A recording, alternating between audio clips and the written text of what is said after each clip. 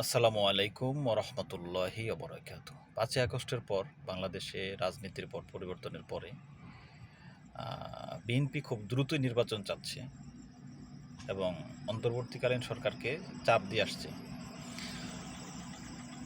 তারা মনে মনে ভাবছিল যে জামাত ইসলামও নির্বাচনের জন্য চাপ দিক।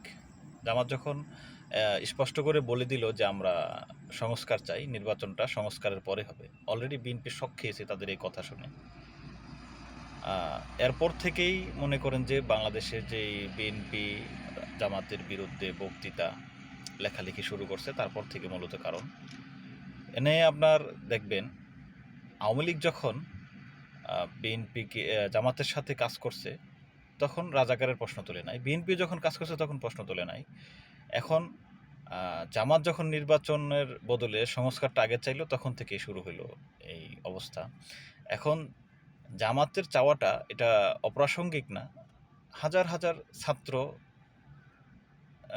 এবং জনতা, সাধারণ মানুষ তারা জীবন দিছে শুধু একটা নির্বাচনের জন্য না, দেশটা কিছু একটা সংস্কার করার জন্য। সংস্কার না করে যদি তাদের হাতেই আবার ক্ষমতা দেওয়া হয় তাহলে তো আগের মতোই দেশ থেকে যাবে। তো এতগুলো মানুষের জীবন, রক্ত এগুলো তো বৃথাই যাবে। তো সংস্কারের দাবিটা ২৪শে আন্দোলনের একটা মূল মূল মূল বিষয়। ২৪শে আন্দোলনের স্পিরিটই তো সংস্কার করা। সংস্কার না করে যেমনিভাবে বিএনপি নির্বাচন চাচ্ছে, আওয়ামী লীগও নির্বাচন চাচ্ছে, দেশে যেগুলো আছে সেগুলো। তো এখন জামাতের বিরোধিতাটা আসলে রাজনৈতিক। এই ৭১ সাল এবং স্বাধীনতা বিরোধী এগুলি রাজনৈতিক। আবার যখন বিএনপির সুরে কথা বললে তখন ঠিক হয়ে যাবে।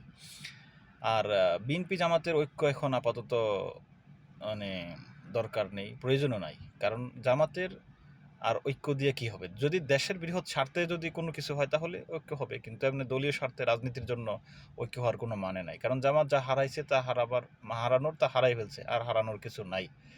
বর্তমানে জামাত ইসলামকে একলা পথে চলা এবং নিজের ডিসিশনে চলাই বেটার হবে।